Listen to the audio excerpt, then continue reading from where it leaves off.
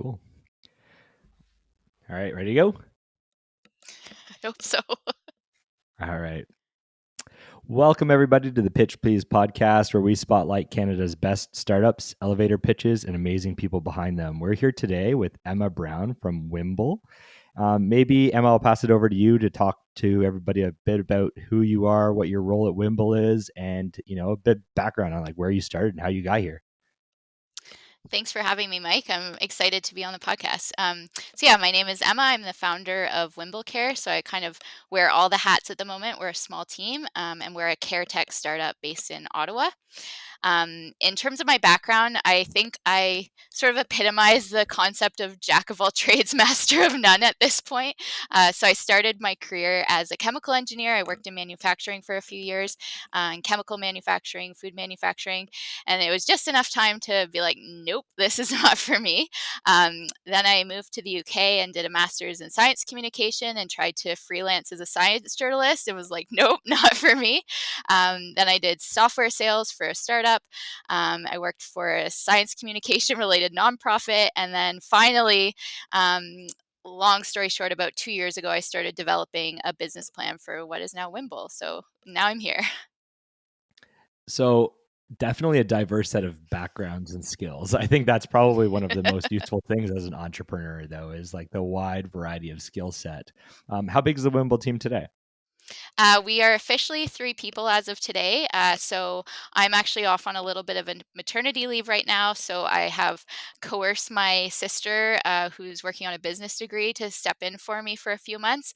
And then we just hired a business operations lead to help us with some behind the scenes stuff that has been falling through the cracks as well. So we're three and mighty. That's amazing. A small startup family business. Exactly. Awesome. Maybe talk to us a little bit about what you love most about what you're doing now. So, we were talking a little bit before the show about you're off a little bit on an attempted maternity leave, but on a small mighty team of three. You're obviously still leaning in on the business. What do you love most about what you're doing and why you're continuing to put in the work even while sort of trying to balance a mat leave?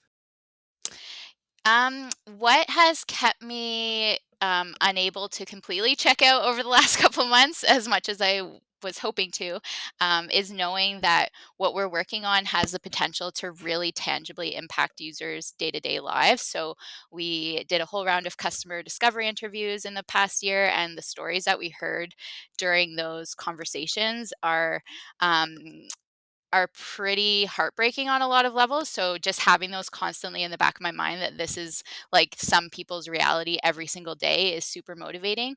The other side of the coin that kind of keeps me really excited and feels like I can't take my foot off the pedal. I was going to say the gas off the pedal, but that's my brain fog speaking. But I can't take my foot off the pedal right now, is knowing that it feels like we're kind of on the cusp of some pretty big changes happening in the disability tech space. So it feels like if we were to slow down right now, we might kind of miss being on the leading edge of those changes that are coming. And a lot of that has to do with COVID. Like, it's really exposed the gaps in our current care systems and hopefully open some doors for more innovation within home healthcare delivery that we can take advantage of. So it's partly I'm still doing this in my limited free time at the moment because I know we're going to be able to help people in their day-to-day lives, but it also feels like we've got really good timing at the moment. Well, I'm super tempted to jump into hearing your pitch so we can talk more about the business. But maybe before we do, um, maybe you can tell us a little bit about when. I know you talked about how you started your journey, but what was like the deciding factor? Because you went all in on Whimble and you're working full time at Whimble, and so what was the deciding factor for you? When did you sort of decide and become inspired to go all in and be an entrepreneur? It was the culmination of many years of personal lived experience. So I've had this in the back of my mind for a long time now.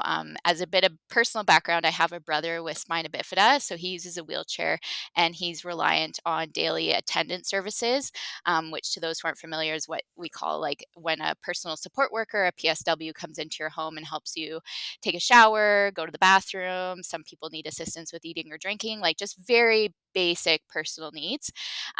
So in his case, he has someone who comes in for a couple of hours every morning, helps with his morning routine, and then for the rest of the day, he's largely independent. So 99% of the time, he can take care of himself for the rest of the day. But with when something unexpected comes up during those other like 22 hours of the day, or when his routine caregiver doesn't come in for whatever reason, like if she has childcare issues, or there's a massive snowstorm, or there's a massive protest that blocks the streets of Ottawa, because I live down the street from him, I typically get the call for assistance. So I've had a lot of late night walks home from his apartment thinking about how I wish he had more options than calling me at midnight, and having to bribe me with ice cream sandwiches to help him.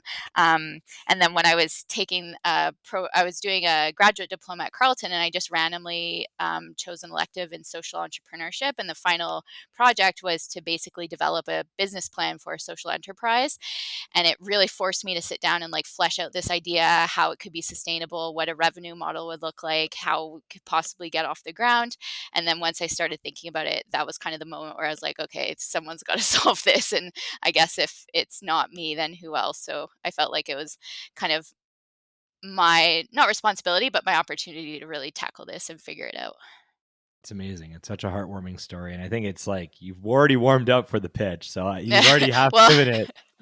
we joke that I'm spending a significant amount of time and a significant amount of money just trying to get out of helping my brother a few times a week. So I, I don't know if I'm a good sister or a terrible sister at this point. It's all right. We're going to learn a lot about, the best businesses obviously come from people who have, their own challenges, inconveniences, or frustrations.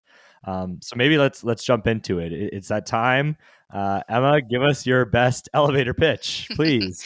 Okay. So, if you or one of your loved ones is one of the 2.7 million Canadians who relies on home care services, you know that every day is dependent on a caregiver showing up to assist with basic personal needs such as bathing, bathroom routines, and eating or even drinking. Despite over $6 billion already being spent annually on home care here in Canada alone, the system is broken. No one's needs are being fully met, and unmet needs mean people with physical disabilities are missing work, they're dropping out of school, or facing limitations on participation in social activities and sports. Whimble is closing that unmet needs gap by creating a backup tool for people with physical disabilities to access qualified, vetted caregivers on demand. Think like an Uber for personal care attendants. Our two sided marketplace will connect caregivers with individuals, employers, venues, and more, and do so in a way that infuses dignity and joy back into the home care experience. We'd love to connect with anyone committed to creating a more inclusive society while having some fun along the way. Wow.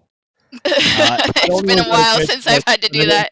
and I think I've got goosebumps. It's such an amazing story, and you've weaved in like some very real problem statements that I'm sure so many people are dealing with right now or can empathize with. There's a bunch of things I want to ask. Maybe let's start with, because we sort of covered this a little bit, but how did this get started? It's a good question. So, yeah, it started with the business plan when I was taking that elective at Carleton, and that was in the winter of 2000 2020. So yeah, just a great time to be trying something new. And I think I quit my job that summer and took this on full time. I should give a huge disclaimer because I don't want to give the illusion that I'm like bootstrapping this solo and doing this all alone. But I do have a really supportive family who's helping me get this off the ground. I come from an entrepreneurial family, so I have a pretty dedicated family member who's operating as my angel investor because he's also recognized the need for this service. So that's been just, yeah, hitting the jackpot as an entrepreneur, and I don't want to take that for granted for sure. So I was able to quit my job in the summer of 2020. Got started by myself. Started figuring out how to incorporate like all the fun stuff that just takes time, and kind of is a bit of a distraction from figuring out your sort of core mission, but has to get done in the big grand scheme of things. And then yeah, it's just been moving along since then. That's amazing. And so, Wimble, where did the name come from? And was it your first iteration of the name? I'm curious. So it's kind of a long story, but it started. My initial name was Tender. So the people who provide these caregiving services for people with physical disabilities are called attendants. And to me, it was really funny. It was a funny play on words to have a marketplace app called Tender, obviously making fun of or kind of jumping off the back of another well-known two-sided marketplace app out there. So I thought it was funny. Um, a few lawyers told me it was less funny and more potentially a lawsuit waiting to happen. And then a few people also told me it was a bit confusing because unless you're actively living in the space or familiar with the concept of attendant, people were like, well, what's a tender? Where does that come from? So we ended up deciding to change our name. But I couldn't come up with anything that brought me as much joy as Tender because it really did make me laugh every time I had to use it. So I ended up going to a naming agency in the States who their like full-time job is just naming stuff, whether that's a product or a company. And they were able to help us come up with Whimble based on the concept of like what we're trying to do is ultimately give people with physical disabilities some spontaneity, some nimble whimsy in their life, like just introduce that concept of like giving people some freedom. So that's where the name came from. That's amazing. Well, I'm sure you would have got a lot of website hits for people who misspell the other two-sided marketplace Yeah. and find their way to tender. Oof, almost messed that one up. I didn't even know, and I'm sure it made sense that it existed, but I've never heard of or seen a naming company. Where did you even first learn about that? Did you like, is this Fiverr? Did you search it out? Did you know about it from before? Tell me more. It is so random, but I remember years ago reading a blog where someone talked about how they were a blogger, and then their other job was literally being a product namer, and they were talking about how they had a chance to name Wendy's Baconator. And I remember at the time thinking like that is insane that someone's full-time job is to just literally sit there brainstorming iterations and iterations of names and yeah, ideas for naming products and companies. So that was always kind of in the back of my mind that there was this whole industry that existed. So when I had decided, okay, we've got to move on from Tender, I've got to let it go as much as it breaks my heart, and I couldn't come up with anything else, I kind of pulled that out of the recesses of my brain where I wish slightly more important information was taking up space, but there it was. Well, I'm glad they didn't call you Baconator or Tendinator or Terminator or some. I do like the name Wimble. That's a super cool There story. were a lot of aiders on their suggestion list, so it could have What been.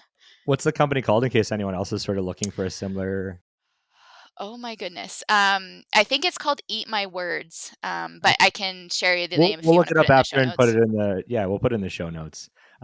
Rough idea. Is this like a super expensive thing to do? You don't have to even share the price, but like, is this like hundreds of dollars, thousands of dollars? I believe with the package we went with, it was at a time where we were really full steam ahead figuring out our tech stack and we had a million things on the go. So it was one of those things where I was like, I'm just going to throw money at this, which like it maybe isn't the best instinct to have when you're trying to bootstrap a startup off the ground, but it is what it is. So I think it was in the low thousands, but I believe they also had kind of DIY packages. So there were a variety of different options of yeah getting a name. And to me, it's like truly a marketing expense. Like if you get the right name and you get the right kind of brand recognition started off the ground, then I hope it'll pay itself back in the future. Yeah, totally agree. That's awesome. So let's talk a little bit more about Wimble then. You talked about your brother and people that maybe are in similar situations. You talked about your own experiences. Who specifically uses Wimble? Who's your main target market? Is it someone like yourself? Is it your brother? Is it both? Yeah, so we're essentially a two-sided marketplace. So we have the really fun challenge of having two customers that we have to please. So on one side, our target market is a person like my brother who's a young, independent adult. He self-manages his own care. Like he can say to a caregiver, "This is how I want my t-shirt put on," or "Here's how my bowel routine works," or whatever. Like he can really be in charge of that process. So that's the one side of it is the clients with the physical disabilities.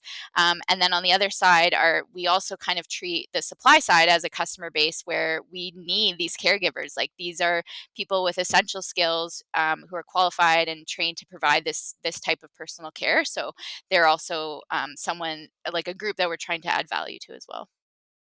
That's amazing. And so how does this work today? Like prior to Wimble, when your brother needed assistance, how did that work? Did he always have to call a family member? Where would he source an attendant? How does that normally work today? What is this industry even called? Yeah, so this is we consider ourselves part of the home care industry.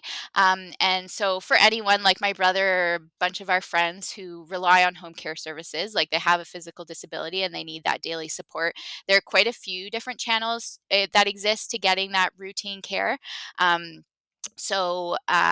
for example, here in Ontario and other provinces have similar programs. There's a program called direct funding. So it's a program that you apply for.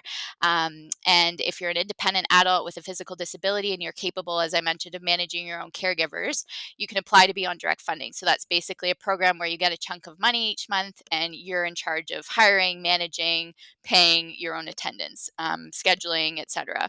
So that's one channel. You essentially become your own little business. There are also care coordinators that work within the provincial ministries of health, and they work with the client and then pre-approved home care agencies to set up a routine visit. So to say like, okay, Monday, Wednesday, Friday, you'll have someone for 2 hours kind of thing. And then there are people who pay privately for their own care, whether that's topping up what the government has allotted them or covering their own expenses. And then there's also supportive housing. So there's apartment units where people can get a spot in them, and there's massive wait lists for these units, but you could get into a supportive housing unit and technically have on-site access to 24/7 care.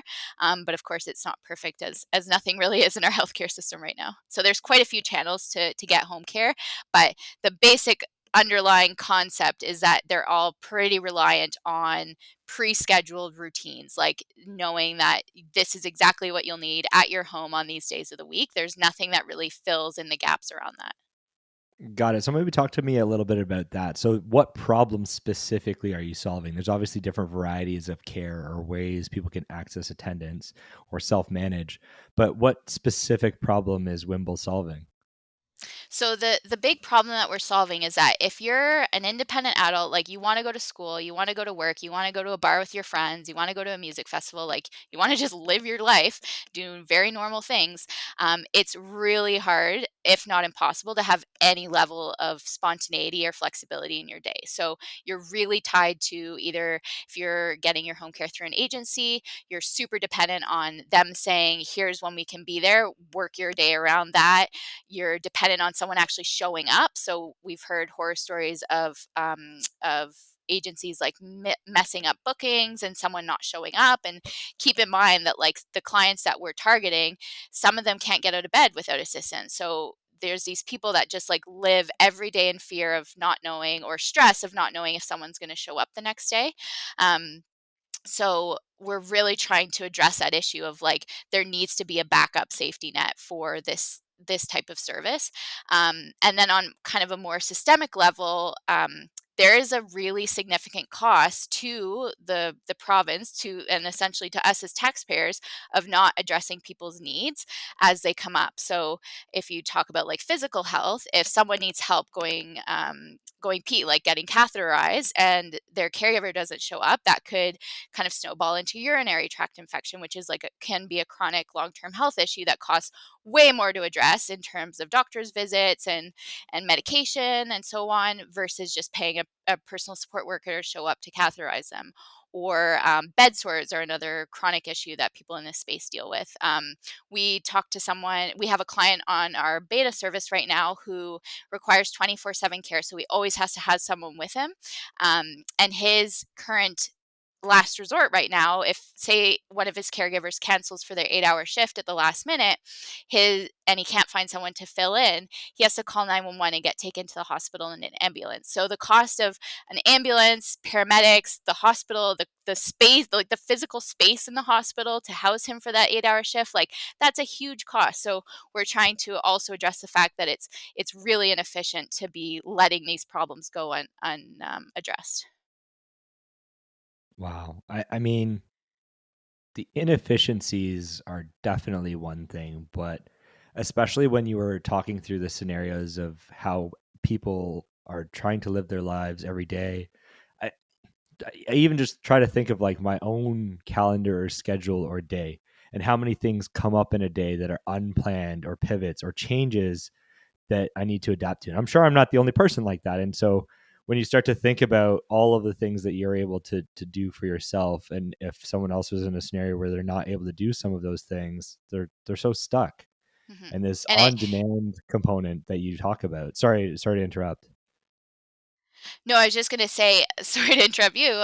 It like affects people on a professional level when it comes to like their work schedules. It affects them on a personal social level. Like the reality is some people can't accept a last minute invite to drinks after work, or like we heard one story where a guy was at work and his attendant canceled and he had to ask his boss to help him catheterize, and that's like a dignity issue, and it really impacts your mental health. It impacts your kind of comfort level in the workplace. Like there's just, it impacts on every single level of someone's life, so it's really profound for sure. I it can't help but think about the fact that we're talking about people living with disabilities, um, but it sounds so oddly familiar even to our aging population in Canada.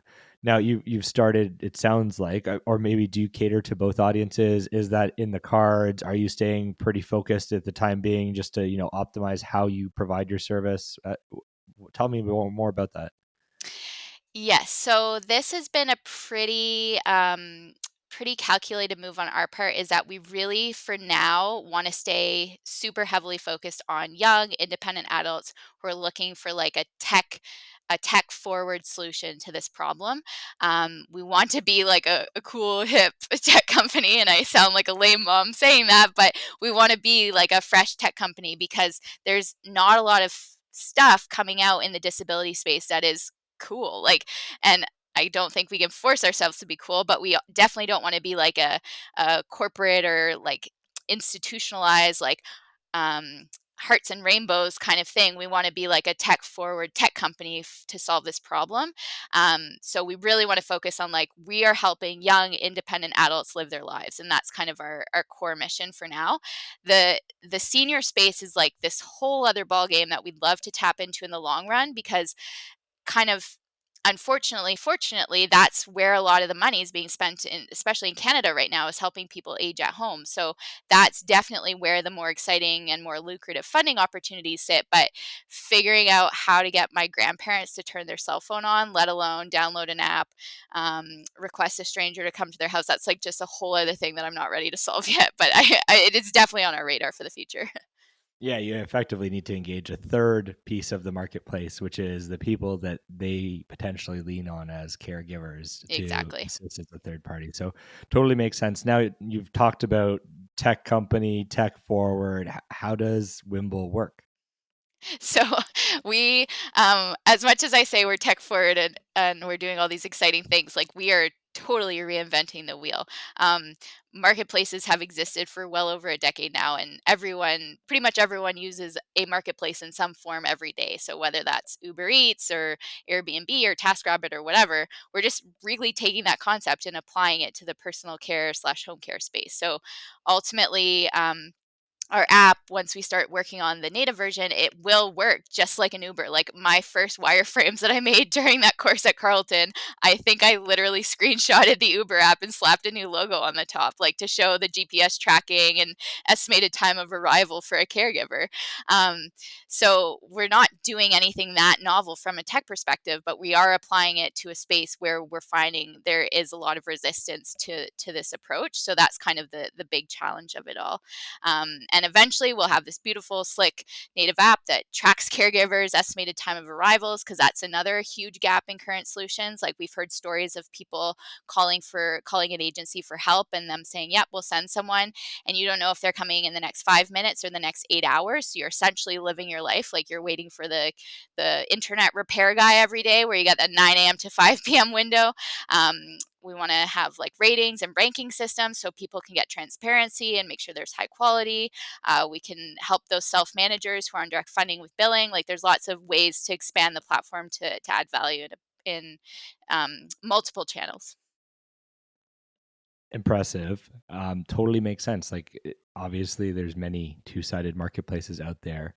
Um, the specialness sometimes is understanding the problem so well that you understand how to apply a two-sided marketplace to it. And it seems to be that that's what you're doing. You've got some very deep understanding of how this works and the realities of the people that live with these challenges every day. Um, do you have competitors in this space? Um, We aren't currently finding anyone who's directly tackling this problem specifically for adults with physical disabilities. Australia actually has a pretty interesting care industry happening right now. So there's a few companies in Australia who are kind of tackling more of the matching problem where they're giving clients agency over choosing their caregiver, because right now if you're getting home care services in Canada through like the LIN, the local health integration network, like through the provincial government, you don't know who's showing up at your house the next day. Like you have no control over who's coming, what their skill level is, if you've met them before. Like there is no control whatsoever. So we've found a lot of companies where they're saying like you can read someone's profile and learn about their likes and dislikes and get to know them more on a personal level before you decide to commit to them as your caregiver, because this is a really intimate process that people are kind of going into.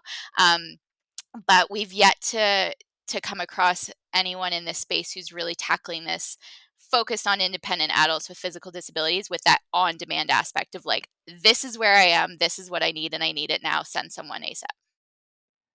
So it totally makes sense. Interesting question on that. Does this mean that the individual requesting the care or assistance, they may wish to use the same person, but the same person over and over again isn't necessarily as important as the flexibility and the on-demand nature. And the on-demand nature is sort of the thing that you are looking to solve that others are not today. Yes. So this is kind of something that we feel like it's kind of this ongoing debate of like, are we trying to make this experience as pleasant as possible, or are we just trying to get someone's needs met so they can get their shit done, sometimes literally, and get on with their day? Um, and so that's definitely something that we're going to be sort of iterating as we go. As of right now, we have such a small pool of supply on the supply and demand side that we are probably going to see a lot of repeat customers and a lot of repeat caregivers. But as we expand and grow to different cities and we accommodate people who are traveling, like that's another big value proposition on the demand side is like for my brother to for me. So starting with me, for me as an able-bodied person, I could go down to the Via Rail station and hop on a train to Toronto in half an hour and not think twice about it. I know that when I get there, I'll eventually find a hotel room. That hotel room will have a bathroom where I can shower, go to the bathroom, and take like go to sleep for the night. For my brother, he's everything has to be premeditated. Like he has to either bring someone with him, and one of our friends calls it the friend tendant, where you have like a close personal friend who's also comfortable providing care for you, or you have to like bring a family member, and it just takes so much coordination and planning to just take a spontaneous one night trip to Toronto from Ottawa. Like there's no flexibility. Um, so that's another big value add is like knowing, just like if you get on a plane and get off at an airport in Boston, you know there's going to be an Uber driver sitting there waiting for you. We want to be able to have this like ubiquitous app where you can get off that plane in Boston and know that someone's going to be there to help you go to the bathroom or take a shower the next morning. That's amazing. Yeah, I think there's probably even a scenario in the future where your solution could offer both, or maybe it already does offer both. But to your point, there's a value placed on convenience in this scenario that many times will overshadow the need for having the same person in a familiarity scenario. So you might have a familiar attendant that you actually use, but you'd still augment with Wimble because there's so Exactly. many scenarios that you can't plan for. So it totally makes sense. Um, where or how does the business model work? Like where does Wimble make money? Is it a subscription service? How does that work? So that's the big question right now is how to make this sustainable. So right now the current revenue model is to just do what other marketplaces are doing and take a transaction fee or take a small cut of each transaction basically. Um, but we are learning that you have to do a lot of transactions to make those little cents add up. Um, even to cover our expenses. So in the meantime, we've started exploring a few extra revenue channels to kind of make this a bit more sustainable. So one is a subscription model where, say, for example, you're a big employer. So I'll take like a big bank. So say you're the Bank of Montreal, and say you have an employee who works in your customer service department who has a physical disability. Um, we've heard through our customer discovery interviews scenarios where someone goes to work for the day, and every day at lunchtime, an attendant comes into the workplace, helps them eat their lunch, helps them go to the bathroom and get back to their desk. So say you're at work and it's 10 a.m. and your attendant who's supposed to be there at 12 p.m. cancels, and they say, sorry, I've got COVID, or I don't have childcare, whatever, I quit, whatever. They don't show up at noon. From 10 a.m. to 12 p.m., you're either scrambling to find someone to fill that gap, so you're losing that productivity in your workday, or you're heading home because your parents are at home, or you know there's someone at your home who can help you. So the value to the employer in getting them to pay that monthly subscription fee is going to be like, let's give your employee peace of mind that they can stay in the workplace for the day, they can focus on their job, and we'll take care of making sure there's someone there to help them if their regular person cancels. So that's kind of the subscription model that we're looking at exploring. And then we're also looking at more of an events partnership model. So for one-off events like a conference or a music festival, even sports tournaments, we want to be able to go to the event organizers and say, in order to offer an actually inclusive experience, it's not just about making sure there's a ramp or a wheelchair accessible bathroom, but to actually offer a truly inclusive experience for your attendees, we'll help you station on-site attendants so that if someone comes to your conference, there's a speaker at your conference, or there's people coming to your music festival who want to hang out for the day and enjoy their day and have a few beers, go to the bathroom occasionally, we'll make sure there's someone there who's qualified, they're vetted, they've got the proper insurance to be on site and help the venue offer that experience to everybody so that they can enjoy whatever it is, whether it's a conference or a festival or Sens game or a That's Leafs super game, I smart. guess. Yeah, like it's like a super important piece that companies and event hosters should be considering as part of their all up accessibility and inclusion. Totally makes sense. And otherwise you're like hiring someone for the day. Where are you finding them? Are they qualified? What if they're not available? What if you need two? What if you need six? Totally makes sense. So you're making money as a percentage of the transactions. You've got some subscription model working with uh, businesses as part of your customer base, where you're not necessarily going directly to the end user. Um, Maybe let's talk about what's one of your most memorable stories on this journey so far. There's so many. Like, yeah, the customer discovery interviews, like anyone who works in government policy for home care needs to read my customer discovery transcripts before they go back to their job. So the one that sticks out the most happened a few months ago. And it was a friend of ours who lives in a supportive housing unit. So when you talk to the provincial government, their kind of gold standard for solving this problem is to get people into supportive housing where they live in an apartment unit that's serviced by 24/7 on-site attendants. And I say 24/7 heavily emphasized in quotes because that is not the case in reality. So their gold standard is we'll get people into supportive housing, and they kind of dance around the issue of like there's 10-year waiting lists for these apartments. How are you going to address this in the meantime? But that's a whole other story. So we have this friend who lives in a supportive housing unit. So on paper, she's got the perfect scenario. She's got access to 24/7 support. In theory, she should be able to make a call down to the desk of stationed in her apartment building and say, I need help. They send someone scurrying up right away to help her, and she's off on her way with the rest of her day. In reality, they have very strict limitations on what each client's like care routine actually is. So a doctor dictates saying this is exactly what this client needs help with, and anything outside of those boundaries the agency won't provide assistance with. They say nope, that's not in the scope of your care plan. So a few months ago I got a call from a friend. She lives in a supportive housing unit, and this is a unit that she's been placed in. It's subsidized on some level by the government. Like this is something. It's not necessarily the building or the area she wants to live in, but she's been put here, and it's kind of the best solution that anyone's come up with. And she called me to say that there was a pest control issue in her apartment building, and the superintendent was sending fumigating teams through to fumigate the apartments.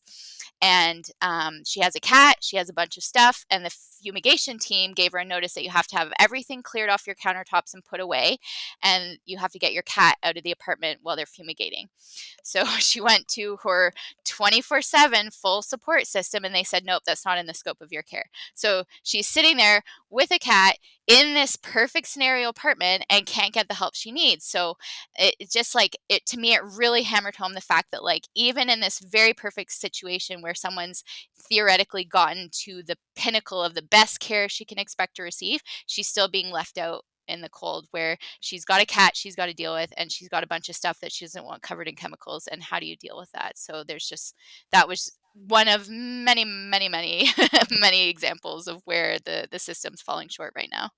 Well, it sounds like you could write a novel just on all these examples of people you've talked to, but it comes down to all the same thing, which is no matter how much you try to plan to live a life in the way you aspire to, there's going to be things that are unplanned.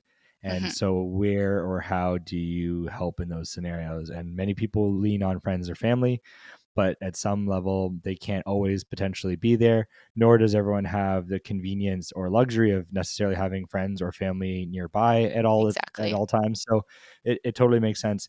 What would you say, we talked about some of your most memorable stories. um, this may also be a memorable story, but what do you think has been the hardest part for you so far? You have to pick We one, I guess. yeah, well, okay, I'm gonna pick 4. And this might turn into a bit of a rant, but I'll try to keep it short. So, it's kind of like a four-way tie for what's been way harder about this than I ever anticipated. So, on, like, a big picture systemic level, when you're operating as a social enterprise in Canada, it's super challenging to find funding. So, when I first started working on this, you talk to people and they're like, "Oh, that's a great idea. You should go for it. Like, we need this." And then when you actually get down to the nitty-gritty of it, I'm not promising to be the next Shopify. Like, we're working in a space where on both sides we have like vulnerable or already exploited workers. So we can't just go out maximizing profit across the board as much as a traditional investor might like. We're reinventing the wheel from a tech stack perspective. So we're having a hard time convincing like an IRAP or a shred that what we're doing deserves non-dilutive funding. So we're just stuck in this gray area of like, we're a tech company, we're not going to be the next Shopify, but we're also not a nonprofit, so we don't qualify for charitable grants. So we're sort of left out of the existing streams, and that's been a really big challenge from like a big picture level. Um, and then the biggest like short-term problem we're facing right now is tapping into the actual caregiving workforce, and obviously we can't do what we want to do without the caregivers.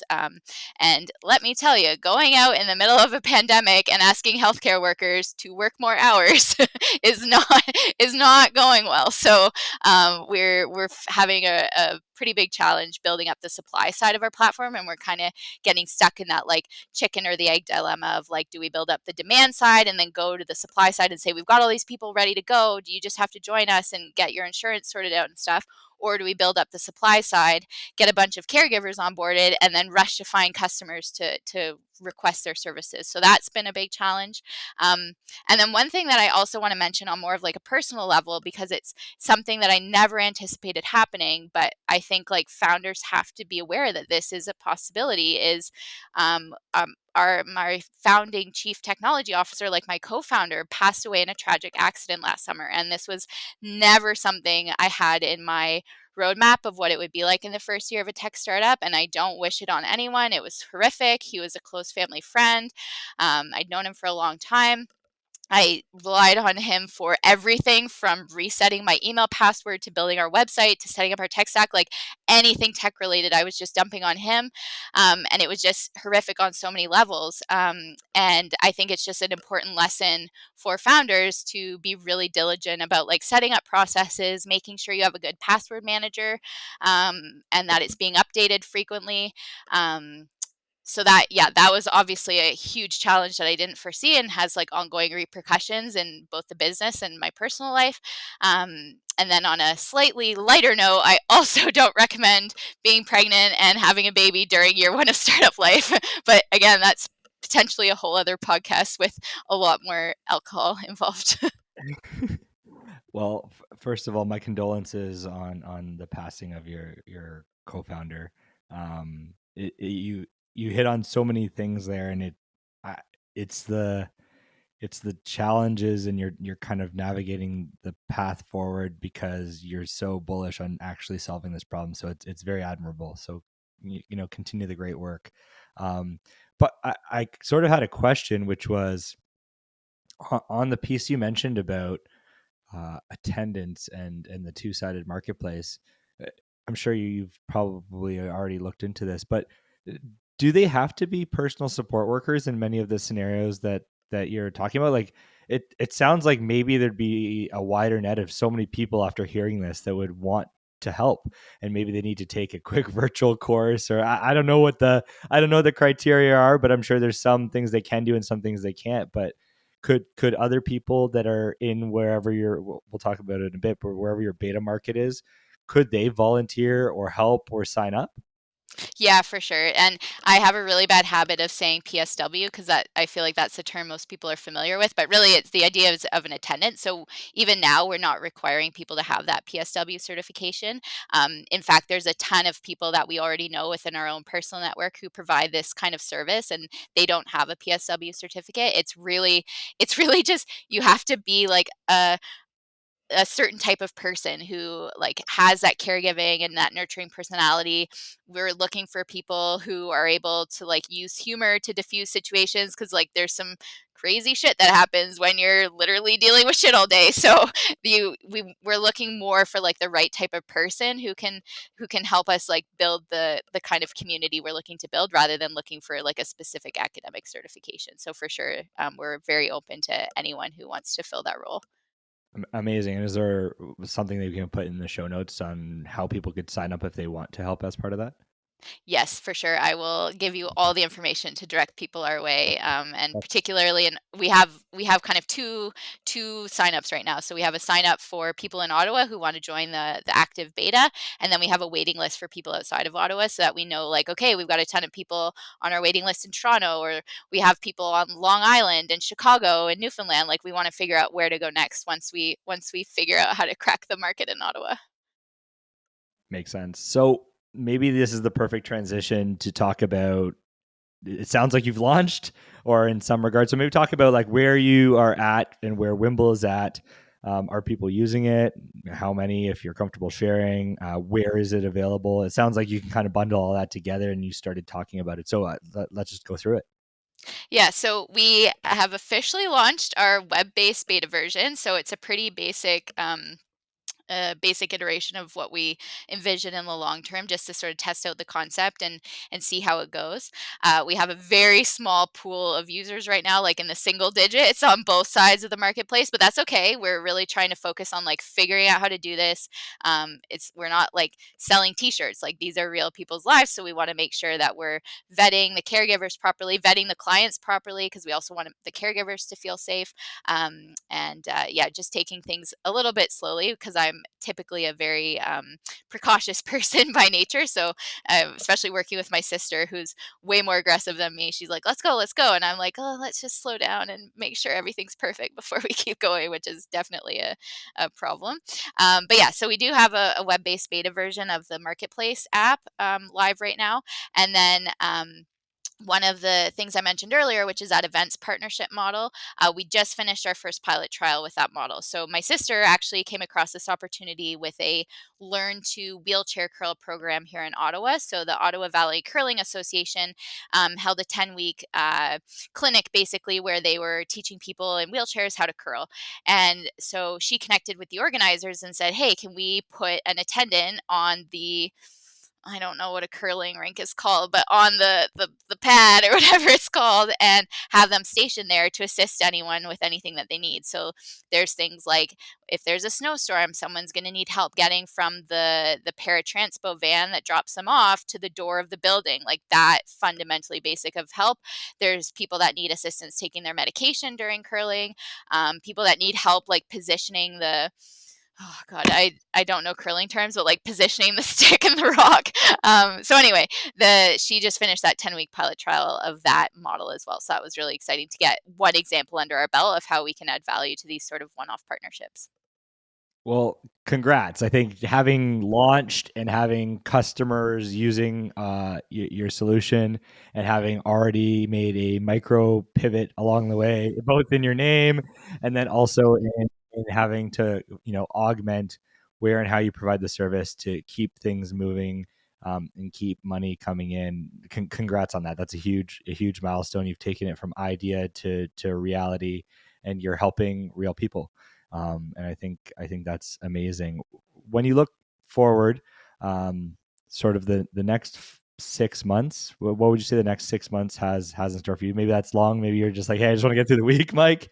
Uh, I but, just like but to get like, through the next 10 minutes. yeah, No. like next 6 weeks, your daughter's walking. I don't know, Yeah. like six Minor months from now, minor like details. Yeah. yeah. So 6 months out, what do you think things have in store for Wimble and yourself? Yeah, so number 1, we really wanna get some more momentum going on our marketplace side.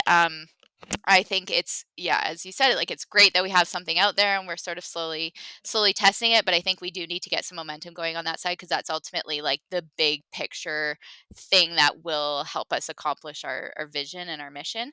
And then in the meantime, my sister is going to keep running with the events partnership model. So we're in the process over the next few weeks of reaching out to some big festivals and conferences like Canada Day on Parliament Hill, just some big events that happen here in Ottawa, to reach out to the event organizers and say, here's what we can offer, and here's the value we can add to your attendees, and try to get some more kind of bigger pilot trial programs set up for the summer to test that out further. And maybe you've got this list. Maybe I'm putting you on the spot, but if people are interested in helping, not necessarily just like volunteering and helping as an attendant with Wimble, but is there an ask to anyone that's listening to this podcast of like the top 2 or 3 ways that they could potentially help you and the team on your journey with Wimble? Yeah, a huge one right now that I would love to hear from anyone who can help with is on solving that chicken or the egg dilemma of like which side like which side do we focus on catalyzing to get the momentum growing in our marketplace.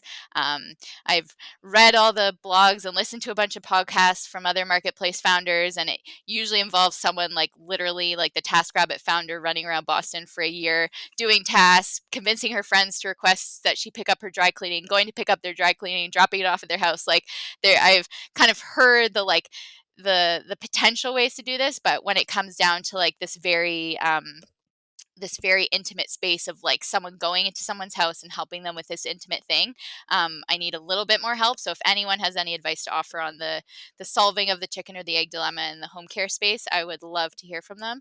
And then if you're an events organizer, if you know anyone who's an events organizer and you're willing to do a customer discovery interview to help us figure out how to grow that channel as well, because that to us is going to be the much quicker path to revenue at this point. Like the marketplace is going to take a long time, and as I mentioned, it's going to take a lot of transactions to add up to anything meaningful.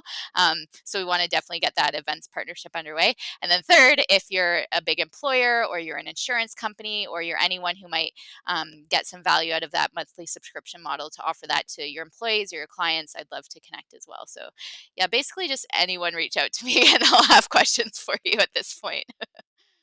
That's amazing. Well, again, congratulations so much on officially launching. You're doing amazing work.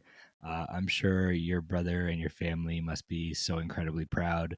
My last question is actually the fun part of the show, and I'm going to pull a jump on you. But before we close out, I want to know how many times fast you can say "Pitch Please" podcast. You let me know, like, if you need a sip of water. I saw you had a bubble tea going on the go there. Have that sip, and Okay. then we're gonna do a quick count. And I want to see so far. Actually, I'm not gonna tell you the record. I just want to see if you can beat the record. Okay. So All I'm right, doing you pitch, start on your own please. time. Pitch, Okay. please, podcast. Okay. I feel like I've been training for this, reading baby books out loud. Okay, here we go.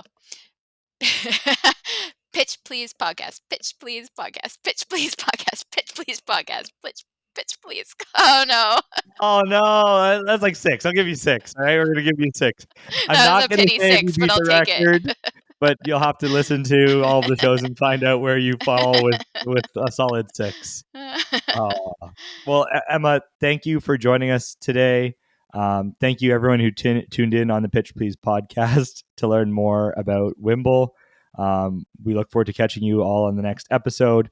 If you or someone you know is a startup founder who'd love to be featured on the show, please reach out. We want to bring attention to all the amazing startups and people behind them here in the Canadian ecosystem. Emma, Thanks again. Any closing words on your side? No, thanks, Mike. I really appreciate it. And anyone's welcome to reach out to us on Twitter, Instagram, or through our website. I'd love to hear from you. Thanks again. That's Whimble, connecting people with physical disabilities with on-demand attendance services so they can get help whenever they need it, whenever unexpected issues arise. Thanks a lot, Emma, and have a great evening. Thanks, Mike. Appreciate it.